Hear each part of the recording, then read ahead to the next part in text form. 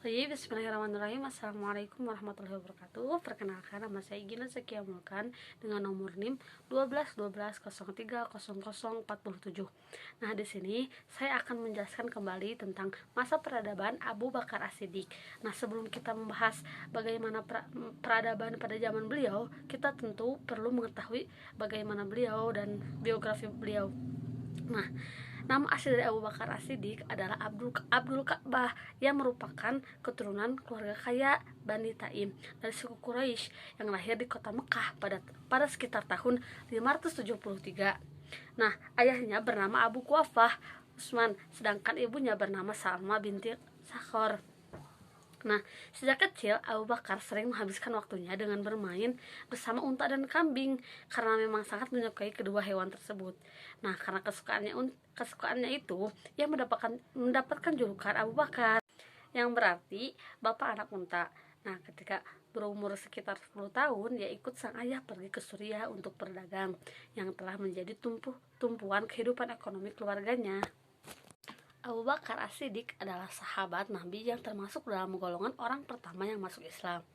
Nah, ia mendapat gelar As-Siddiq karena perannya menjadi orang pertama yang membenarkan ajaran Nabi Muhammad SAW. Nah, pada masa Khalifah Abu Bakar, sebagaimana pada masa Rasulullah SAW, itu bersifat sentral, yang berarti bahwa kekuasaan legislatif, eksekutif, dan yudikatif terpusat di tangan Khalifah. Selain menjalankan roda pemerintahan, Abu Bakar juga menjalankan hukum. Meskipun demikian, Abu Bakar selalu mengajak para sahabat untuk bermusyawarah. Nah, secara umum kebijakan internal Abu Bakar tidak jauh berbeda dengan kebijakan Nabi Muhammad SAW. Sementara itu, terdapat banyak permasalahan yang dihadapi oleh Abu Bakar. Salah satunya adalah perang melawan kaum murtad. Wanita bernama Salma binti Malik bin Huzailifah mengobarkan semangat mereka untuk berperang melawan Khalid bin Walid. Ia juga mengajak kabilah lain. Nah, ia mengumpulkan pasukan banyak dan memimpin sendiri pasukannya.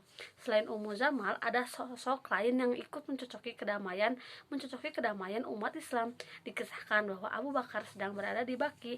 Seorang laki-laki bernama Ilyas bin Abd Yalali bin Khofah dari Bani Sulaim menemui Abu Bakar yang menyatakan keislamannya di hadapan Abu Bakar untuk membuktikan kesetiaannya.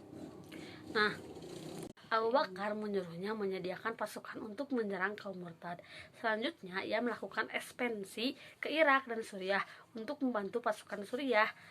Abu Bakar memerintahkan Khalid bin Walid segera meninggalkan Irak menuju Syria.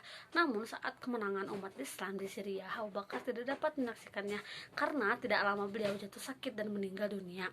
Selain usaha perluasan wilayah Islam, Abu Bakar juga berjasa dalam pengumpulan ayat-ayat Al-Quran yang berserakan di berbagai tempat. Usaha ini dilakukan atas saran Umar bin Khattab, walau awalnya beliau agak berat melakukan tugas ini karena belum pernah dilakukan oleh Nabi Muhammad SAW.